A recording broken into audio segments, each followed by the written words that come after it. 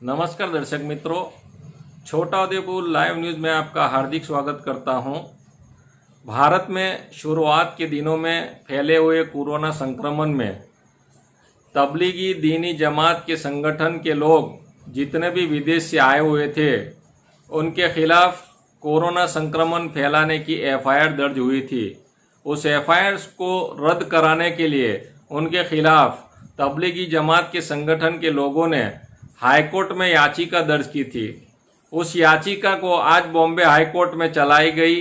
उस याचिका में औरंगाबाद की बेंच ने याचिकाकर्ताओं के खिलाफ जितनी भी एफआईआर दर्ज की थी उसको हाईकोर्ट ने खारिज कर दिए और बहुत बड़ी लपड़ाक एफआईआर दर्ज करने वालों को दी है।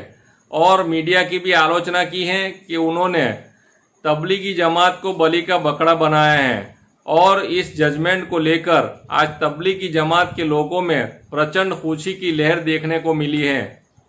भारत में कोरोना संक्रमण के शुरुआती दिनों में जिस इस्लामिक दीनी संगठन तबलीगी जमात को लेकर खूब शोर मचा था, उसे लेकर बॉम्बे हाईकोर्ट ने शनिवार को बेहद अहम टिप्पणी की है।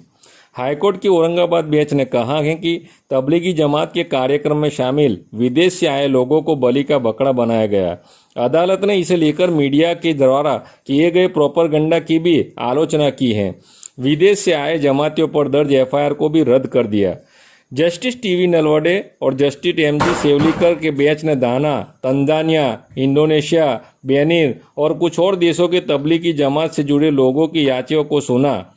याचिकाकर्ताओं ने कहा कि वे भारत में वैध वीज़ा पर आए थे, जबकि एयरपोर्ट पर पहुंचे तो उनकी स्क्रीनिंग की गई, कोरोना टेस्ट किया गया और नेगेटिव आने पर ही उन्हें एयरपोर्ट से जाने दिया गया। याचिकाकर्ताओं ने अदालत से कहा कि उन्होंने अहमदनगर पहुंचने पर जिले के डीएसपी को बता दिया था और 23 मार्च से लॉकडाउन लगने के कारण होटल लॉज बंद थे और उन्हें मस्जिद में रुकने की जगह मिल सकी। उन्होंने कहा कि वे किसी अवैध गतिविधि में शामिल नहीं थे और उन्होंने जिला अधिकारी से भी किसी आदेश का उल्लंघन नहीं किया।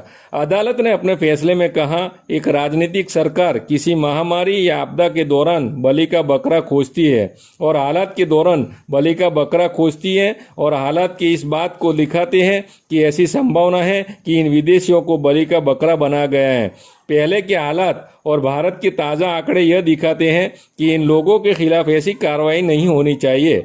अदालत का मतलब इन विदेशियों पर दर्ज एफआईआर को लेकर था और उन्हें नुकसान की भरपाई के लिए कुछ सकारात्मक कदम उठाने चाहिए। अदालत ने 29 विदेशियों के खिलाफ दर्ज एफआईआर को रद्द करने का आदेश दिया। ये एफआईआर महाराष्ट्र पुलिस द्वारा टूरिस्ट वीजा नियमों के उल्लंघन को लेकर दर्ज की थी।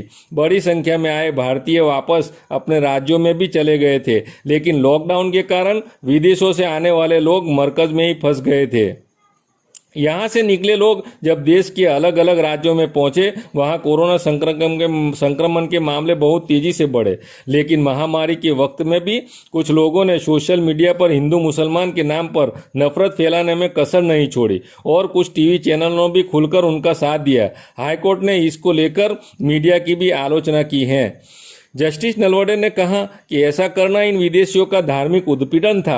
यहाँ याद दिलाना जरूरी होगा कि जस्टिस टीवी नलवडे और जस्टिस एमजी सेवलीकर की ही बेंच ने फरवरी 2020 में कहा था कि नागरिकता कानून के विरोध में प्रदर्शन करने वालों को राष्ट्र विरोधी या देशद्रोही नहीं कहा जा सकता है। जून में मद्रास हाईकोर्ट ने भी तबलीगी जमात से जुड़े विदेशियों के खिलाफ दर्ज एफआईआर को रद्द कर दिया था और कहा था कि उन्हें बहुत कुछ सहना पड़ा है और केंद्र से अपील की थी कि वह विदेशियों द्वारा उनके देशों में भेजे जाने के अनुरोध पर विचार करे।